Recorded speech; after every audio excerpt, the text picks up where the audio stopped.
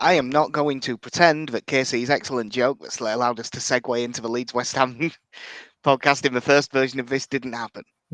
It was a good joke. Seek it out yourself if you want to. Episode 331, V2 of the Mighty Wise podcast. I'm Jack, as always, joined by Casey.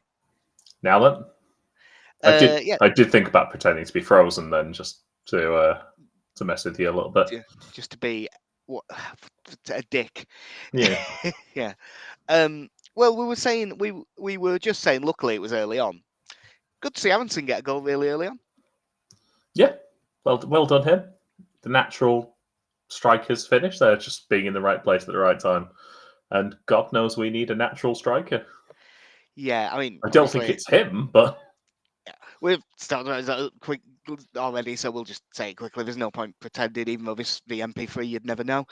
Yeah, good cross from Bogle, good set. Okafor's header, which it's a little bit too close to the keeper, but it's a decent header. It's a good save. Aronson reacts far quicker than the West Ham defenders, which isn't saying a lot because of how bad West Ham's defenders were.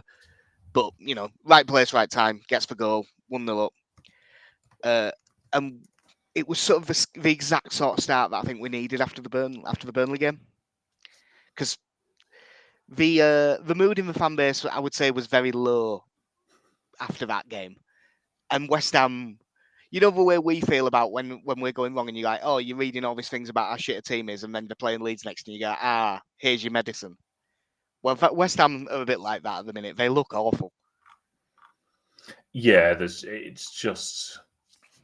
I think I just because very early on, and obviously they get the injury to Ollie Scarles, and which broken collarbone, I think and he's had surgery now, which is a shame. Young player getting a chance. But I think it says a lot that early in the game when that happened, it was like, right, get Callum Wilson on up front, and we'll play two up top now.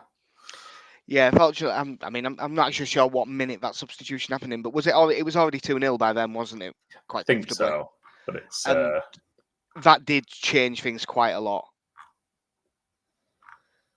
I'm just make sure that I'm not wrong. Yeah, I mean, it's got them here as playing a kind of a 4-1-4-1 at the start. Well, it was a 4, weirdly, because their lineup on paper looked like a 5 every day.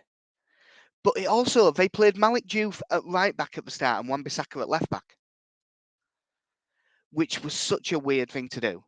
And Casey's not this good an actor, unfortunately. So this is definitely frozen again. Oh well.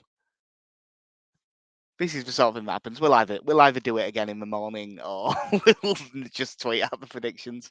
I'll give him 20 seconds to get this working again. But if not, then we may just have to give this up as a bad job today. Sometimes things like this happen.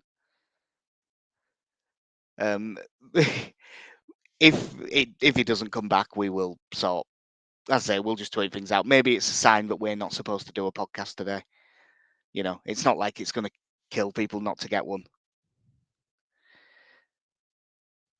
So yeah, if in doubt, we will. As I say, we will either be back in a bit, or we won't be, and I'll tweet out the predictions and stuff tomorrow, just to get them on the record. Alex sent me a 2-0 defeat. Benny sent a 2-2 draw. Little Danny sent a 2-2 draw. Connie hasn't got back to me yet, but it will be Leeds winning. I'm just not sure on the score. I am going to go for, unfortunately, Brighton winning 2-1. Yeah, I will see if KC can very, very quickly send me one, because I won't upload this as a podcast, but I will leave it on the YouTube page because I'm not going to bother getting rid of it. That's just not something that I'm going to be asked to do. So yeah, if he doesn't send me one back in 10 seconds, then I will just tweet him out later. KC is going to go for a 1-1 draw. So yeah, the main thing that we would have ended up talking about is probably the heartbreak of having to watch us play against Jorginho Rutter. And that is going to be awful for me because I unequivocally love that boy. It makes me very sad that he doesn't play for us anymore, because he's one of the most entertaining footballers I've ever seen. But yeah, Brighton are a better side than us. Player for player, there's a reason their odds on Favs at home. Danny Welbeck is an excellent centre forward, but he isn't quite I know he scored a few recently. He's not an out-and-out goal scorer, so you would hope that if we can defend well, maybe we'll be able to keep him out. And their back four is good, because it'll be Vifa right back, Van Hecker and Dunk, and Maxime de Kuiper. Dunk isn't what he was 3 years ago, and although Dunk is massive and good in the air, Calvert-Lewin can definitely compete with him. It's about what bodies we can get in and around him, I think.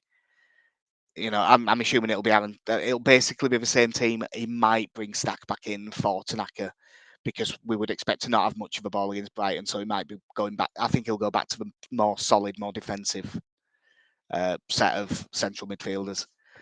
But hopefully we get to see James Milner for 5 minutes and Rutter only comes on for the last 5 minutes, and hopefully at that time it's already 3-0 Leeds. Wouldn't that be nice? But yeah, this won't go out as a podcast. We'll have 2 5-minute videos that have failed miserably on the YouTube channel and on the Twitch page that no one uses, including me. I can barely remember what the password is. So yeah, I've been Jack from Mike White's podcast, and I will see you soon. Hopefully we will have fewer technical difficulties next time. In a bit.